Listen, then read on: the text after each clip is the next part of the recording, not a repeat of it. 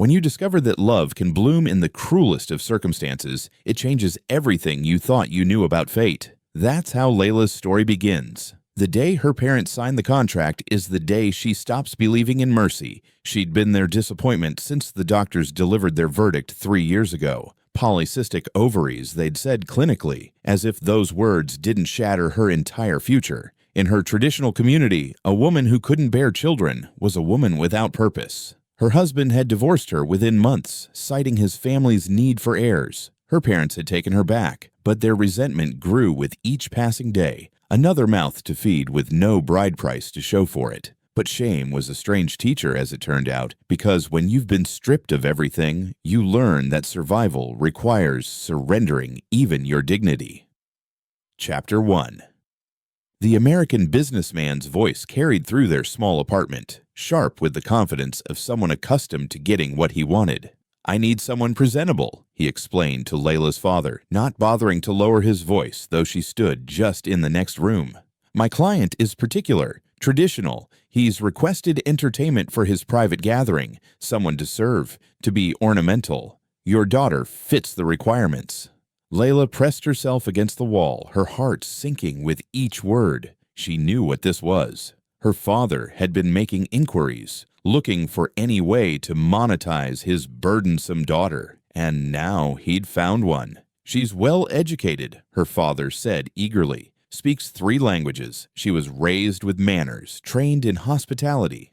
"Good," the businessman replied. "Mr. Al-Zarani appreciates refinement. The contract is for 1 month. She'll live in his Dubai penthouse, attend to his needs during his business gatherings. Full discretion required. The compensation is generous." Layla closed her eyes. She knew what "attend to his needs" implied. What it always implied when wealthy men purchased the time of desperate women. Her mother appeared in the doorway, eyes hard. "Layla, come here." She entered the room slowly. The businessman looked her over like merchandise, nodding in approval.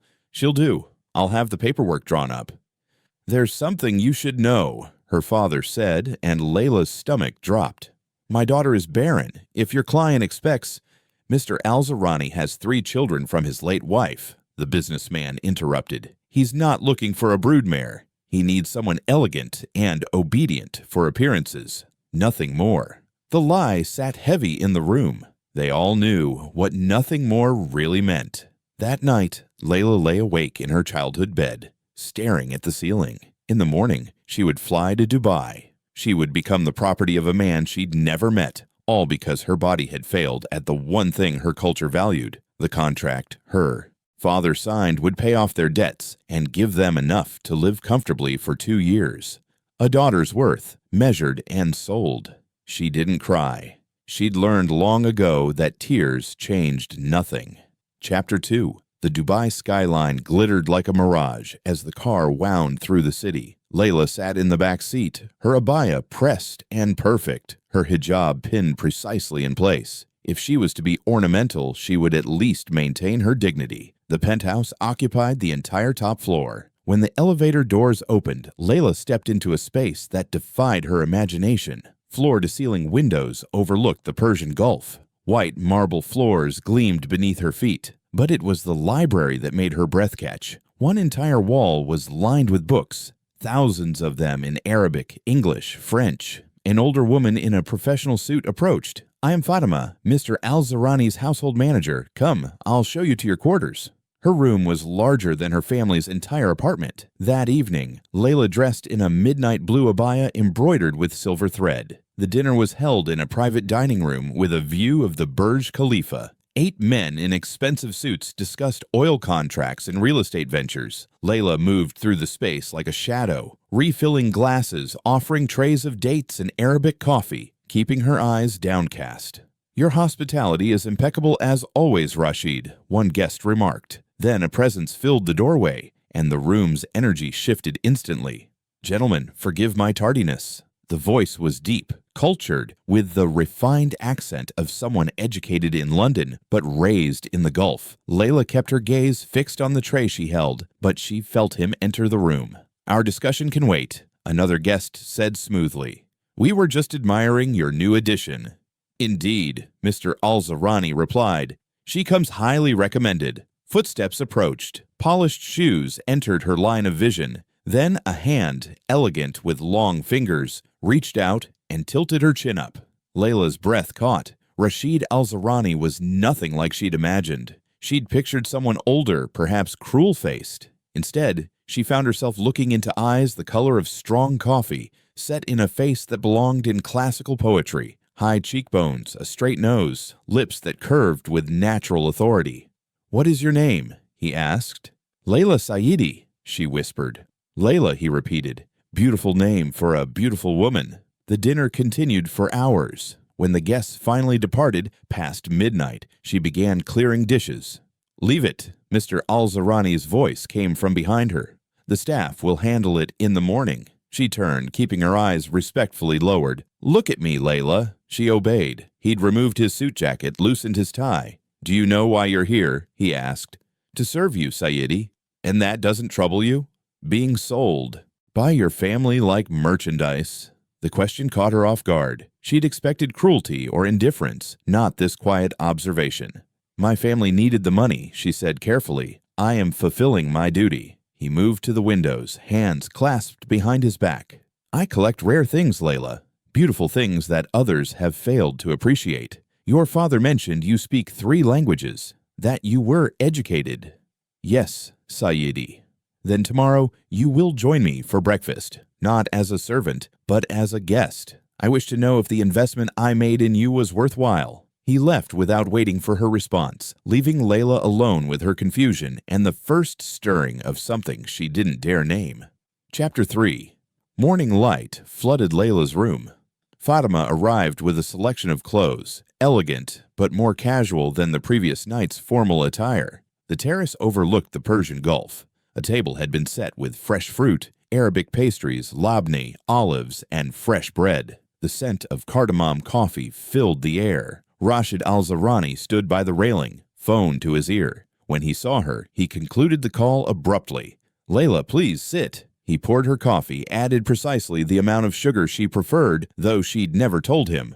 "I researched you," he said simply. "After your father contacted Carson, I had my people investigate. I know about your marriage, your divorce, the medical condition that made you unmarriageable in your community's eyes." Shame flooded through her. "Does it disgust you that I'm barren?" "No." His answer was immediate, firm. "What disgusts me is a society that measures a woman's worth by her womb alone. Tell me, what books do you love?" The question was so unexpected that her carefully maintained composure cracked. Sayyidi, I don't understand." "It's a simple question, Layla. What books move you?" No one had asked her about books in 3 years. "Rumi's poetry," she said softly. "The way he writes about love and longing. And Naguib Mahfouz, how he captures Cairo. And Jane Austen, her heroines who fight for agency in a world that wants to diminish them." She stopped, suddenly aware she'd been speaking rapidly, passionately. "Forgive me." "Don't apologize." His smile transformed his entire face. "This is why I wanted you here, not to serve drinks at business dinners. I have staff for that. I wanted someone who could discuss literature, philosophy, art, someone whose mind hasn't been dulled by materialism." He gestured at the sprawling city below. "I have more money than I could spend in 10 lifetimes. What I don't have is honest conversation. Everyone wants something from me. But you're here because you had no choice. You're not trying to impress me or seduce me for gain. For once, I might have genuine human connection. So I'm to be, what, your intellectual companion? If you're willing. The contract your father signed pays for your time. Nothing more. But I'm proposing something different. Spend your days in my library. Read, study, write if you wish. In the evenings, join me for dinner. Discuss what you've read. Challenge my assumptions. And if I refuse, then you'll serve at my business dinners as originally planned. The choice is yours." She looked at him, this powerful man offering her a choice instead of demands. "I accept," she said. "I'll be your companion." "Excellent. Now tell me more about why Austen's heroines resonate with you." Chapter 4. Days fell into a rhythm that felt almost dreamlike. Mornings in the library, surrounded by books. Afternoons writing in the leather journal Rashid had given her. Evenings with him, discussing everything from philosophy to politics to poetry. My wife died 4 years ago, he told her one evening, his voice raw with old grief. Cancer. Everyone tells me to move on, to remarry. But how do you replace someone who knew you before the money, before the power? My ex-husband saw me only as a failure, Layla said softly. But there was a boy before him, a classmate who used to pass me notes about books. When my parents arranged my marriage to someone more suitable, I lost that too. Rashid's eyes met hers. We're both mourning versions of ourselves that others killed, aren't we? Yes, she whispered. The connection between them deepened with each conversation. One afternoon, she found him reading the journal she'd left open. I'm sorry, he said immediately. I shouldn't have read without permission. What did you think? She asked, heart racing. I think you're talented, Layla. These poems, this prose, you should be published. No one wants to read the words of a barren divorcee. He crossed the room, stopped just in front of her. I want to read them, every word you write, because you write truth, raw, painful, beautiful truth. Standing so close to him, Layla became aware of things she'd been trying to ignore. The way her heart raced when he entered a room. The way his smile could make her entire day brighter. This was dangerous. When the month ended, she would return to her parents, and he would continue his privileged life. Whatever she felt, it couldn't matter. Layla, he said softly, what are you thinking? That this month will end soon. That I should guard my heart better. His hand rose, hovering near her cheek. And if I don't want it to end, what if I wanted you to stay? Mr. Al-Zarani. Fatima's voice cut through the moment. Your children are on the line from London. The spell broke. Rashid stepped back, professional mask sliding into place. I'll take it in my office. He paused at the door. We're not finished with this conversation. But they were, Layla thought. Because reality had intruded, reminding them both of the vast chasm between their worlds. Chapter 5. The charity gala was the social event of the season. Rashid had insisted Layla accompany him as his guest. She wore a gown he'd had custom-made, emerald silk with diamonds at her throat. You look breathtaking, Rashid said. Every man in that ballroom will envy me tonight. But everywhere she turned, people stared, whispered. A woman approached deliberately. Rashid, darling, you must introduce me to your companion. Sheikha Noor, Rashid said coolly. This is Layla. The woman's smile didn't reach her eyes. I heard the most interesting rumor, that you've hired a companion. How very progressive of you. The emphasis on hired sent heat rushing to Layla's cheeks. Rashid's hand tightened on her back. Careful, Sheikha, he said, voice dropping dangerously. You're discussing my guest. The woman retreated, but the damage was done. I shouldn't have come, Layla whispered. This was a mistake. Look at me. Rashid turned her to face him. These people? Their opinions mean nothing. What matters is what you think, what you feel. The music shifted to a waltz. Rashid extended his hand. Dance with me. They moved together perfectly, their eyes locked. I'm falling in love with you, she admitted. I know I shouldn't. I know this month will end, and I'll go back to being nobody. But I can't help it. Rashid's eyes blazed. Then don't go back. Stay with me, Layla. Not as someone I hired, but as my partner. The woman I... A commotion at the entrance cut him off. A man burst through, disheveled and angry. There she is, the man shouted, pointing at Layla. That's my wife. Layla's blood turned to ice. Ahmed, her ex-husband. Security, Rashid said sharply, positioning himself protectively. Remove this person immediately. She's mine, Ahmed insisted. Her parents sold her like trash, but I have rights. The divorce wasn't finalized properly. She's still legally my wife. The ballroom erupted in whispers. Is this true? Rashid asked quietly. I don't know, she stammered. My father handled everything. It wasn't complete, Ahmed snarled. One signature was missing. She's still mine, and I'm taking her back. Over my dead body, Rashid said, deadly calm. Guards, escort this man out. She's defective anyway, Ahmed shouted as he was dragged away. Couldn't even give me one child. The silence that followed was deafening. I need to leave, Layla whispered. I can't breathe. Rashid immediately guided her to his car. They rode in silence back to the penthouse. Once inside, she finally spoke. He's right. I am defective. And now everyone knows. Whatever you felt for me, this changes everything. It changes nothing, Rashid said firmly. How can you say that? He crossed the room, cupped her face in his hands. Because I'm falling in love with you too. Completely. Irrevocably. From the moment I saw your file, read about what you'd endured, I knew I had to meet you. And when you walked into my life, you brought light to places that had been dark since Amira died. But I can't give you more children, she protested. I have 3 beautiful children who I love more than life itself, he said softly. What I need is someone who sees me, really sees me. You do that, Layla. I'm still legally married. Then we'll fix it. Tomorrow we'll start the proceedings. And when you're free, truly free, I'm going to ask you to marry me. Not because I bought you, but because I choose you. And I hope you'll choose me too. I choose you, she said. I already choose you. He kissed her then, gentle and reverent. When they pulled apart, he rested his forehead against hers. 1 month, he murmured. That's all the contract gave us. But I'm greedy, Layla. I want forever. Forever sounds perfect, she whispered back. Epilogue.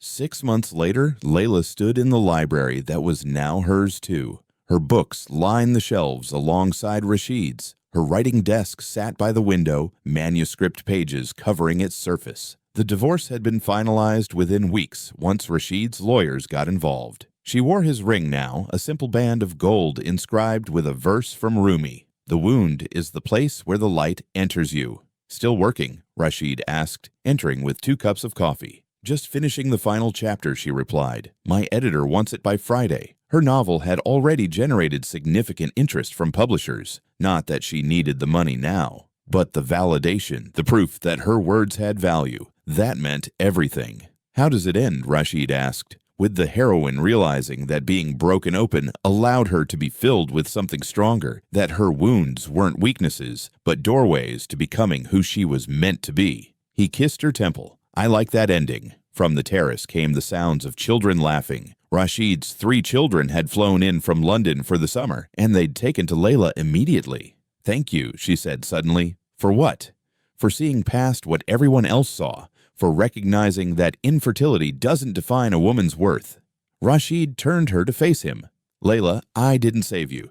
You saved yourself. All I did was provide the space for you to bloom.